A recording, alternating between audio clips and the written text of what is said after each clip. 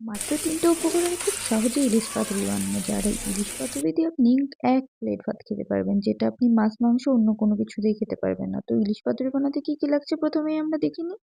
আমাদের লাগছে লাউ পাতা, মরিচ আর পেঁয়াজ আর ইলিশ মাছ। তাছাড়া কিন্তু আর কিচ্ছু লাগবে না। এই যে দেখেন আমি মরিচ আর পেঁয়াজটা পেস্ট করে নিয়েছি সুন্দর করে। আর ইলিশ মাছগুলো সুন্দরভাবে কেটে নিয়েছি পিস, পিস করে। আর এবার আমি মশলাটা রেডি করে নিব। তো ইলিশের জন্য তেমন কোনো মশলাই লাগে না, শুধু হলুদ আর লবণ দিয়ে আমি মরিচ পেঁয়াজটা মেখে নেব, ব্যাস এটুকুই। আর কোনো রকম মশলা এখানে ব্যবহার করা যাবে না। আপনি চাইলে রসুনও ব্যবহার করতে পারবেন না, তাতে স্বাদটা নষ্ট হয়ে যাবে। তারপর আমি কি করব, এই যে দেখছেন লাউ পাতাগুলো, এই পাতাগুলোকে গরম পানি দিয়ে ভিজিয়ে নিব। কারণ এগুলা গরম পানিতে ভিজিয়ে নিলে এগুলো নরম হবে এবং এগুলা ভাজ করতে সুবিধা হবে। আর যদি আপনি কাঁচা পাতা ভাজ করতে চান তাহলে দেখবেন যে ফেটে গেছে এবং মশলাগুলো বের হয়ে গেছে। এই জন্য অবশ্যই গরম পানি দিয়ে ভিজিয়ে নেবেন আর চামচ দিয়ে এভাবে করে ভিজাবেন, না হলে কিন্তু হাত পুড়ে যেতে পারে। তো এই যে দেখেন আমি খুব সুন্দর করে এটা ভিজিয়ে নিয়েছি এবং পানিগুলো চিপে চিপে ফেলে দিয়েছি। তারপর আমি এখান থেকে পেঁয়াজ আর মরিচের পেস্টটা নিয়ে একটু পাতার উপর দিব, তারপর এটাকে আবার ইলিশ মাছ একটা নিয়ে তার উপর দিয়ে দিব, ব্যাস। তারপর সুন্দর করে ভাঁজ করে দিব ২ হাত দিয়ে। তো দেখেন কত ইজিলি ভাঁজটা হয়ে গেছে। আর এই যে আমি আগে থেকেই এখানে সুতা এনে রেখেছিলাম, তো সেই সুতা দিয়ে এভাবে পেঁচিয়ে দিব যেন এটা কড়াইয়ে দেওয়ার পর ছড়িয়ে না যায়। তো এভাবে করে আমি ৪টা মাছই রেডি করে নিব।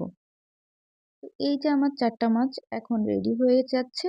এরপর আমি এটাকে চুলার উপর দিয়ে দিব। এটা কিন্তু খুব ইজি প্রসেস।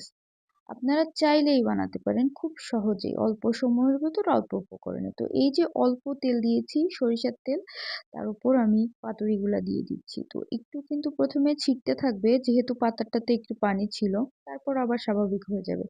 তো এই যে আমি দিয়ে এটাকে, এই যে দেখেন এখন স্বাভাবিক হয়ে গেছে।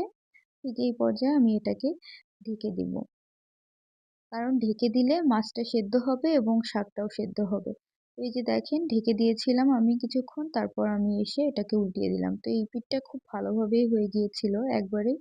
তো তারপর আমি আবার উল্টে দিলাম। এগুলা কিন্তু এভাবে একটু পোড়া পোড়াই হয়, কারণ পাতাটাও খেতে হবে। তো এই যে আমি চারিদিক উল্টে পাল্টে এভাবে করে ভেজে নিয়েছি একদম কালো কালো পোড়া মতন করে, কারণ এটা পোড়া পোড়াতেই স্বাদ বেশি হয়। তারপর এই যে আমি তুলে নিচ্ছি। তো আপনারা এভাবে আপনাদের বাসায় বানিয়ে ফেলুন খুব সহজে ইলিশ পাতুরি, এবং একটা পাতুরি দিয়ে আপনি ১ প্লেট ভাত খেতে পারবেন অনায়াসে। তো এই যে এখন ধোয়া ওঠা গরম ভাত নিয়ে নিলাম আর সঙ্গে নিয়ে নিব একটা পাতুরি। এটা দিয়েই আমি এই ভাতগুলা খেয়ে ফেলবো, আমার আর কিচ্ছু লাগবে না। তো দেখেন ভেতরটা কত মজার হয়েছে। একদম কালারটা আমি যেহেতু শুকনো মরিচ দেই নাই, সবুজই থাক